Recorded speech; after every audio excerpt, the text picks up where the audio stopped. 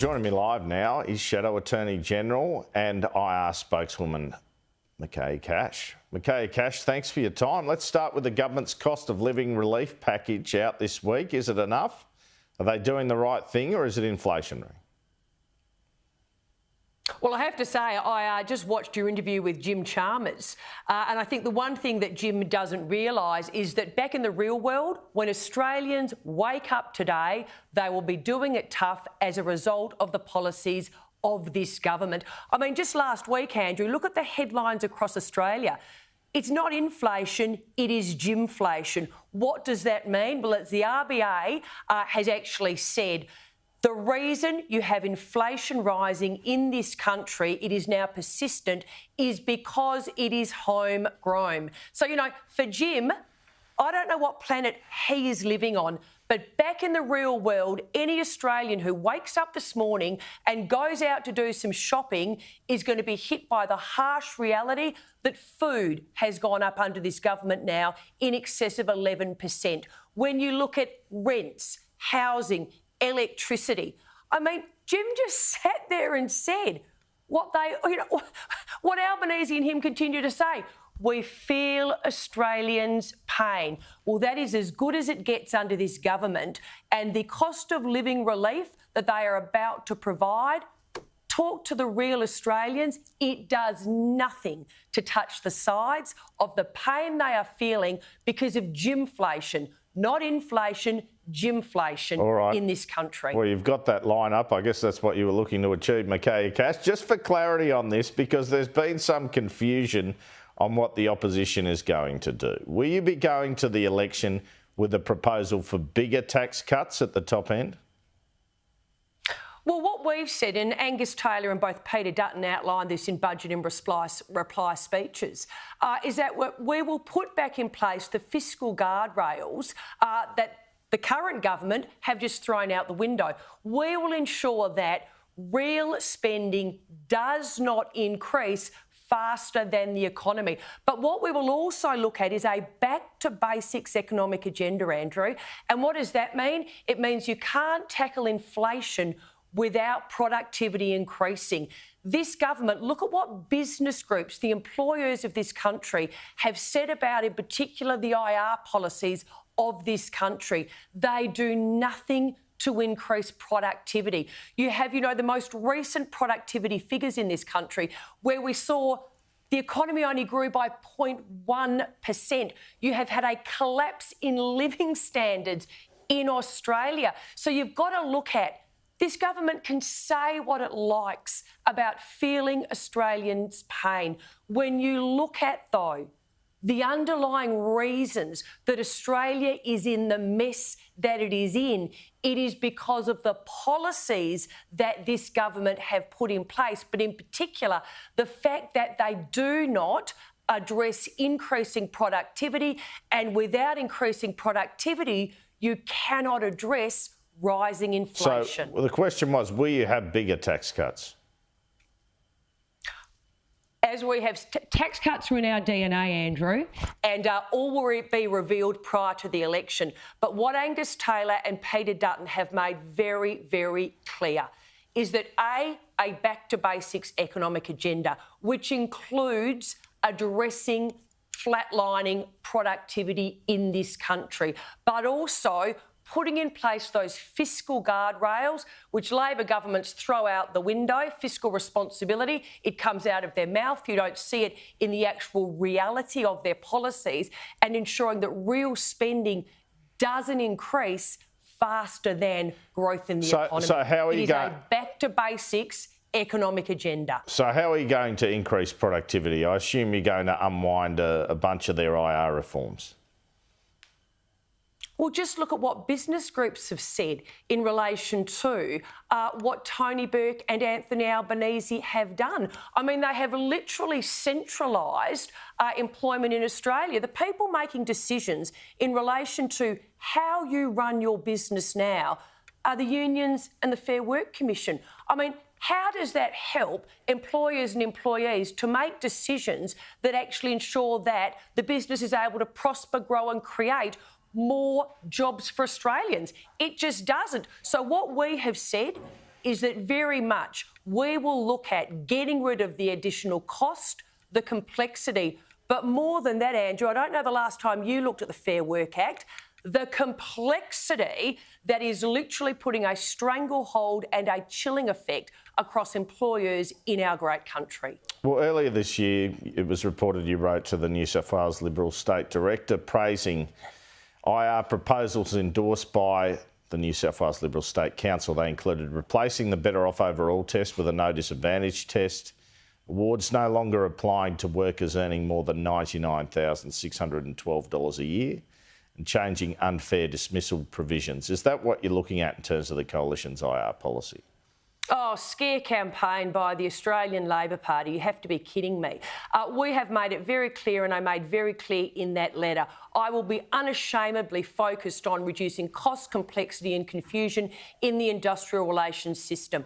I will be unashamedly going into bat for small businesses in this country who you are seeing on a daily basis are having to close their doors.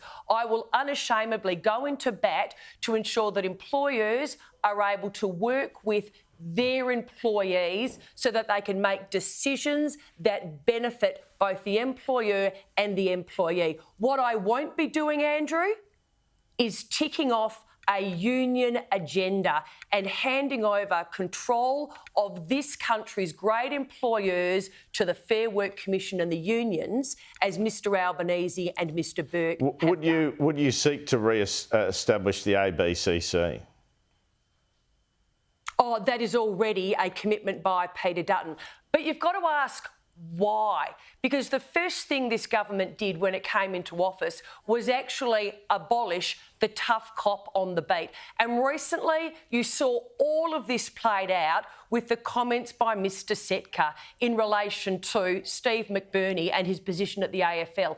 I think what worried Australians more than anything was A, we know that Mr Setka runs the Building Commission in this country, but B, Mr Albanese was unable to stand up to Mr Setka. And I have to say, I think it was Alston got it right in one of his cartoons in relation to, one of the Chinese officials getting off a plane, holding up a picture of Mr Setka, being greeted by Mr Albanese and saying, I'm looking for the person who runs this country. You have a weak Prime Minister beholden to the unions who was prepared to put our entire construction industry at risk. Why? Because the CFMEU, the most powerful union in this country, donates millions of dollars to the Australian Labor Party, 4.3 million in the lead up to the last election, and that's who they take their instructions from. So will we, Andrew, stand up for the construction industry? Will we stand up for the thousands and thousands of Australians that wake up every single day and build this great country? And will we ensure that taxpayers are not paying more for their hospitals, their schools and their roads by restoring the tough cop on the beat? You're damn right. All right. Well, the government's made a big deal about wage rises they've achieved in government. Tony Burke, your opposite number, trumpeted it on Friday. 500,000 workers covered by enterprise agreements and awards had received $10,000 pay increases. Do you support those wage increases? Oh, look, we have always said that we support sustainable wage increases. And at this point in time, with Australians feeling the pain that they are feeling, more and more Australians, it's reflected in the labour market figures, are now having to take on an additional job, Andrew, so that they can pay their bills. Of course, we support sustainable wage increases. However, at the most recent estimates, the RBA confirmed that under the last 2 years of a Labor government, you have effectively seen wages or real wages going backwards. Andrew, there has been a complete collapse of living standards in this country. As I said, the one thing that you need to ensure sustainable wage increases going forward is an increase in productivity. You are not seeing that under this government. In fact, what you are seeing is a decline in productivity. What we want to see... Sorry, yep. Do you think we'll see a rate hike in August? Oh, look, I think look at what all the credible economists are now saying. If I was a mortgage holder in this country who was already drowning under rate increases because of the policies that have been put in place by the Albanese government that the RBA then have to step in to actually counter, can I tell you, I would be very, very worried. The opposition has spoken a lot about budget restraint. You have again today. Yet Bill Shorten has come forward with this proposal to at least make a start on reining in the NDIS. And the opposition voted last week to kick it off to a Senate inquiry. The government says that'll cost the budget $1 billion. Why have you delayed this? Well, in the first instance, what I'd say is this. We have always said from day one of going into opposition, we will work in a bipartisan manner with the government to achieve sustainability within the NDIS. The 660,000 Australians who rely on it deserve on it. Why didn't Bill Shorten bring this legislation forward sooner? He's had 2 years. Secondly, why did we put this back to a committee with the Australian Greens?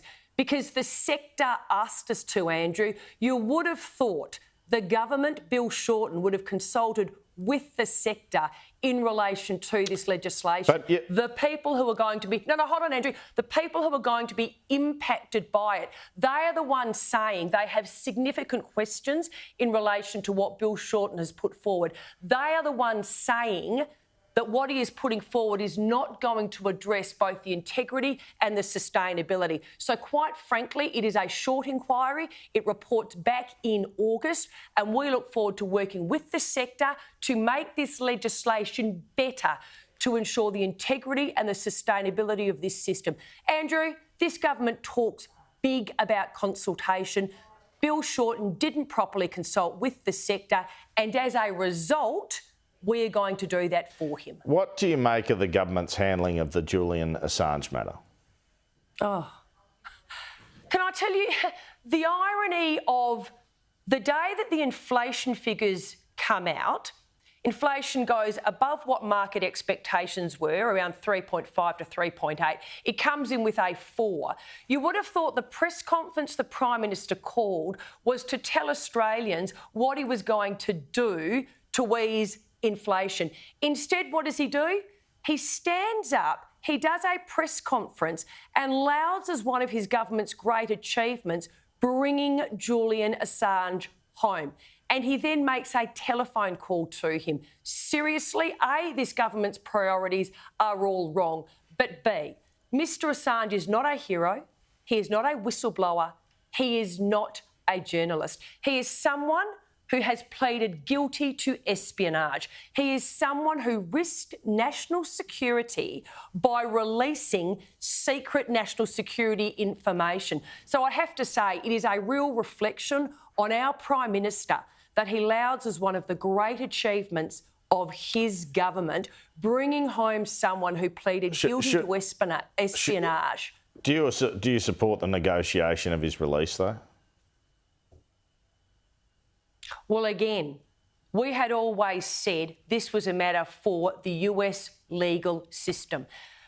Mr Assange has pleaded guilty to espionage. Mr Assange made certain decisions along the way which prolonged the outcome. But for Mr Albanese to say this is one of the great achievements of the Albanese government, we got it done, I think speaks volumes about how this government's priorities are all wrong. OK, just a couple of other matters, nearly out of time. On Fatima Payman crossing the floor, what's your view of this and what the Greens are doing there? Bearing in mind, of course, that Liberal MPs cross the floor all the time without penalty. Fundamental difference between the Australian Labor Party and the Coalition is the fact that we are very proud of the fact that we allow our backbenchers a conscience vote. That is part of our DNA. You're allowed to think for yourself and have a conscience. It is not the same in the Australian Labor Party. Forget what I think. Let's have a look at what former Labor Senator and Labor luminary Graham Richardson said in relation to this. He said Mr Albanese was weak and he made the wrong decision. Look at the Sunday Times in Western Australia today and the Joe Spagnolo article. Senator Payman has gone on the record saying she looks forward to continuing to exercise her conscience. Look at what Labor people are saying behind closed doors. They are absolutely furious, whether you're from the left or the right. They know the rules you play by when you sign up to the Australian Labor Party. I mean, but all it shows you again is this. Mr Albanese is a weak leader. He was stood over by John Setka, and what did Mr Setka say to him? Stay out of it. Mr Albanese did. He is now being stood over by Senator Payman. And what does he do? A smack on the wrist. It just says to me what Graham Richardson said. Wrong decision, and you know, that's former Labor Senator Graham Richardson, and shows that Mr Albanese is a weak leader. Just briefly on nuclear, you're from the right of the Liberal Party. How does it sit with you that there'd be 7 federal government-owned nuclear power plants under your policy? This is all part of our plan to ensure that Australians have consistent, cheaper power. Can I tell you, under the Albanese government, you're about to get a $300, rebate. And do you know what that says? It says that the plan that the Albanese government has in place is causing Australians to pay more for their energy. I am part of the side of government that understands Australians need reliable power that is cheap and is low emissions. And just absolutely. finally, our plan, Andrew, is coal, gas, renewables, nuclear. That's how you ensure consistency, reliability, cheap power and zero emissions. And just finally, could your stance on the production tax credits and Made in Australia policy hurt your prospects in WA? Oh, can I tell you, when I sit down with Western Australians, and in particular in the mining and resources industry, I tell you the only thing hurting them at the moment is the Albanese government's policy, and in particular the stranglehold of red and green tape. You've got to get the fundamentals right. There's no point in saying you'll do something here if you actually can't get the projects off the ground in the first place. And we have been very upfront. We believe in the mining sector. We believe in the resources sector. I am a Western Australian. It is in my DNA. And I will do everything I can to get the fundamentals right, the policy fundamentals right, to get rid of red tape, to get rid of green tape, to enable people to look at Australia as an attractive destination for investment. Because I can tell you, Andrew, they're not doing that at the moment under Mr Albanese. He's no friend of Western Australia. Michaelia Cash, thanks so much for your time this morning.